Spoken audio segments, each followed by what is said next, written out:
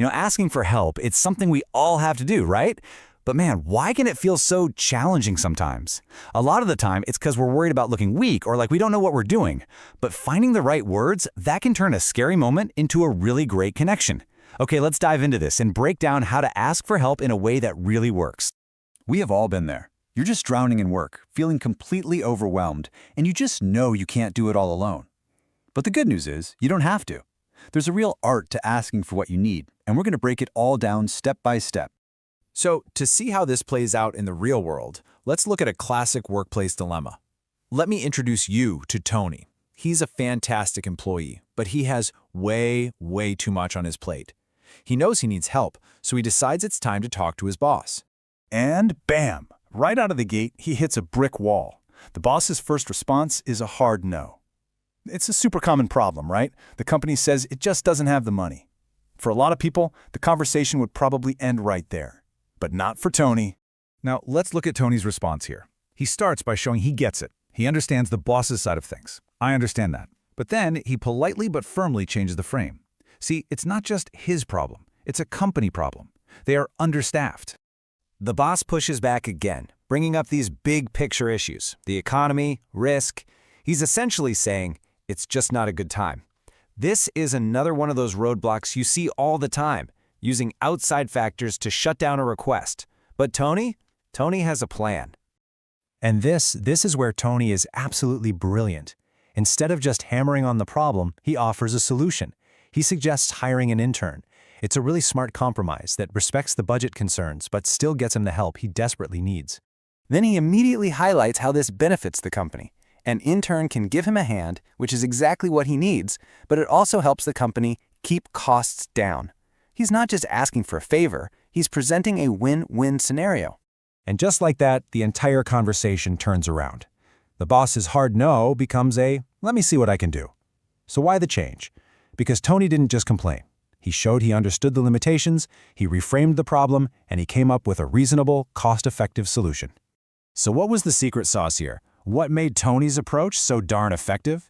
Well, it was all in the language he chose to use. Let's break down the key phrases that turn that no into a yes.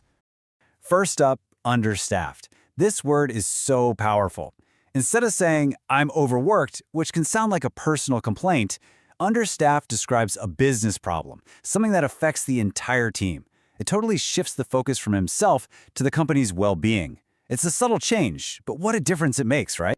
Next up, the timing is just not right. Oh man, we've all heard this one, haven't we?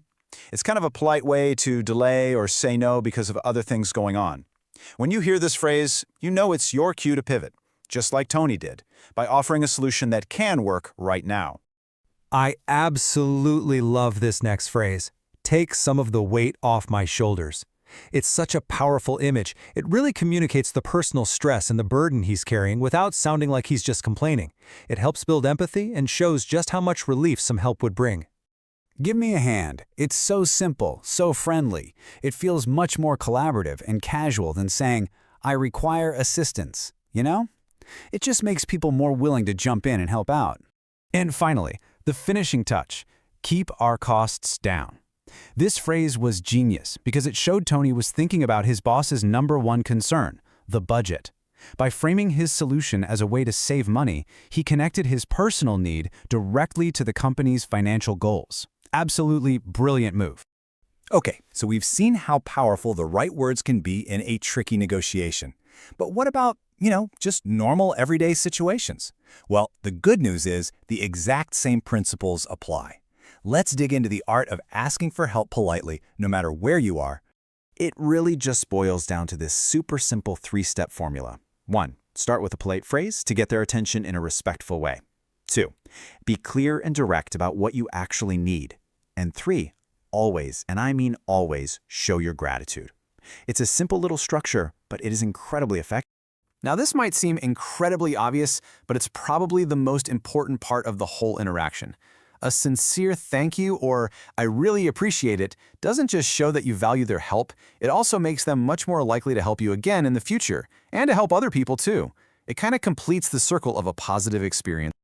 All right, so let's see how you can adapt this basic formula for different social settings. Because let's be real, the way you'd ask a total stranger for directions is going to be very different from how you'd ask your best friend to help you move a couch. Just take a look at this comparison.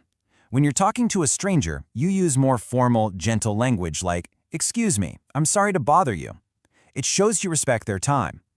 With a friend, you can be way more direct and casual. The real key here is to match your language to your relationship with the person you're asking. Of course, there's one major exception, an emergency. When things get serious, all those politeness rules kind of go out the window. The number one priority is getting help, and getting it fast. You have to be clear, direct, and quick. There's just no time for, "I'm sorry to bother you." The urgency of the situation calls for a totally different style of communication. And you know, this is such a great reminder that asking for help isn't just about the words you're using. Your body language is just as important. Speaking clearly and calmly, making eye contact, maybe a little smile, it all makes you seem more approachable and friendly. And of course, being patient and respectful shows that you value the other person's time. So, we have covered a ton of ground here, from a tense office negotiation all the way to asking for directions on the street. Let's pull all of these key lessons together into a simple, practical toolkit that you can use anytime you need it.